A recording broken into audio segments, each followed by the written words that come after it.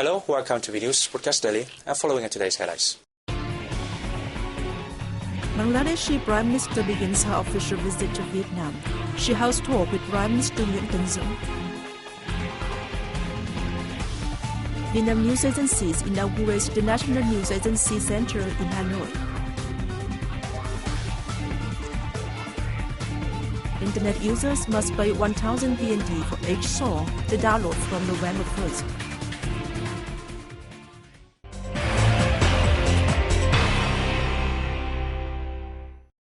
Prime Minister Nguyễn Tấn Dũng held talks with Bangladeshi counterpart Sheikh Hasina in Hanoi on November 2nd on the start of the latter's official visit to Vienna. The two prime ministers were pleased with immense developments in the two countries' relations, affirming the determination to lift the ties to a new height. They agreed on major orientations and specific measures to promote bilateral ties further in politics, national security, economics, trade, and investment. They pledged to bring bilateral trade to $1 billion USD in the next 5 years and encourage their businesses to invest in agriculture, aquaculture, and communications.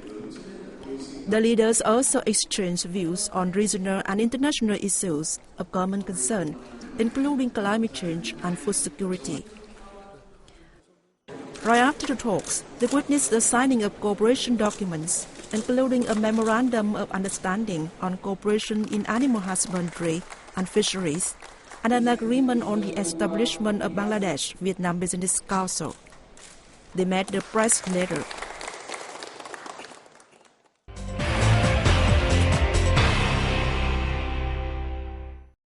The Vietnam News Agency VNA held ceremony to inaugurate the National News Agency Center in Hanoi on October 2nd. Deputy Prime Minister Nguyễn Thiện Nhân attended the event. As approved by the Prime Minister, the construction of the center got underway in June 2007. The building was completed after nearly 2,000 days.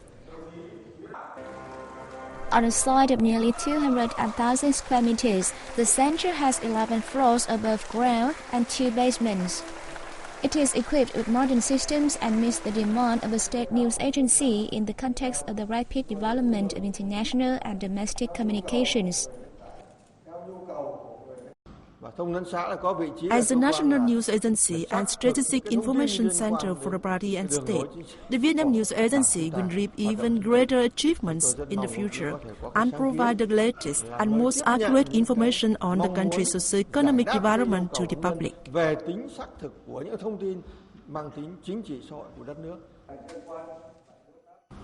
The center creates the ideal conditions that enable the agencies to fulfill their tasks entrusted by the party and state, and asserts itself as a strong and prestigious national news agency in the region and around the world.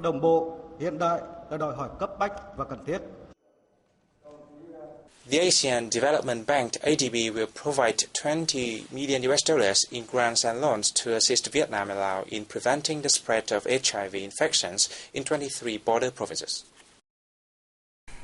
In a statement released in Manila, the Philippines, on October 31st, the bank said that the money will fund a project which aims to upgrade the knowledge and skills of health workers who provide HIV-related services to remote communities. The money will also be used to intensify campaigns advocating change of behaviors amongst at-risk groups, including those in border districts.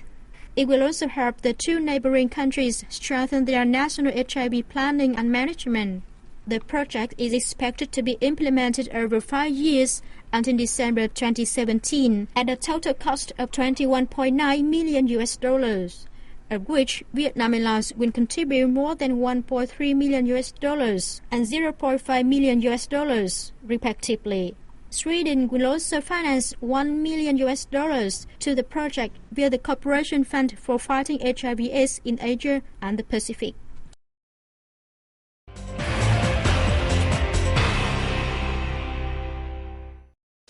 Business delegations from Hungary and Japan are seeking cooperation opportunities with local partners in Ho Chi Minh City. The city is considered the largest economic hub of Vietnam. At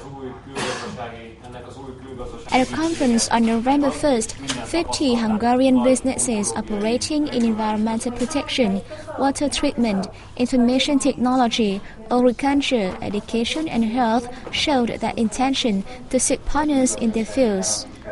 They briefed Vietnamese businesses of the investment environment in their country and possibilities to have access to credits for job projects.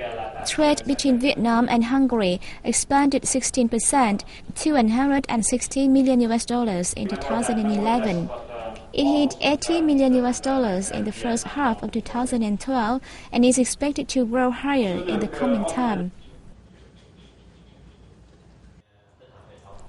The same day, Japanese information technology businesses had a meeting with potential counterparts in the city. Ho Chi Minh City is embarking on a plan to set up new and modern high-tech parks. It expects to draw in Japanese investors into the IT sector, which shows much potential to grow in the future. In November, Vice Chairman of the city's People's Committee will lead a business delegation to Japan to realize the plan.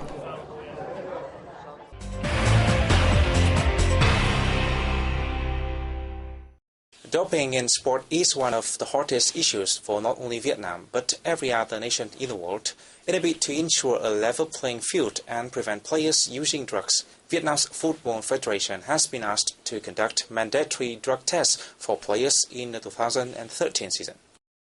In recent years, professional football in Vietnam has made some remarkable achievements, and the quality of the country's players has improved greatly.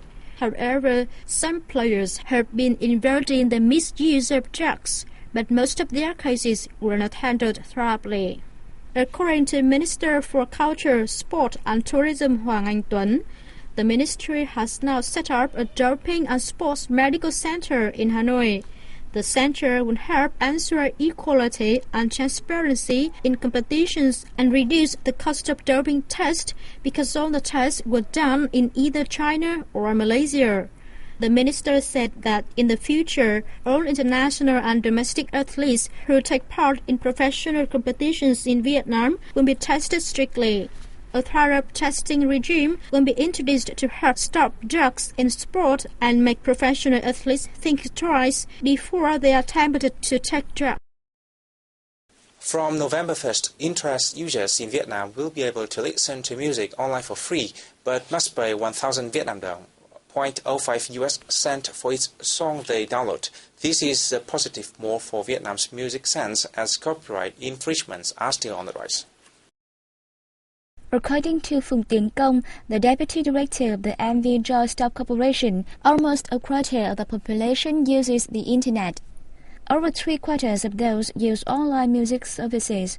However, 85% of them do not pay for any copyrighted content. At the moment, myself and other Internet users listen to and download songs for free. We don't have to pay any charges. The MV Joy-Stop Corporation, which is responsible for collecting the charges, says that the first 100 albums from 7 websites were selected to be charged. 45% of the amount of the money goes on collection fees and websites. The remainder is for the content providers, including composers, singers, musicians, and record companies. This is an effective way for reinvesting the money and benefits everyone, including consumers. At first, consumers will only be charged for the top 100 albums. However, this is expected to rise to 1,000 by the end of November.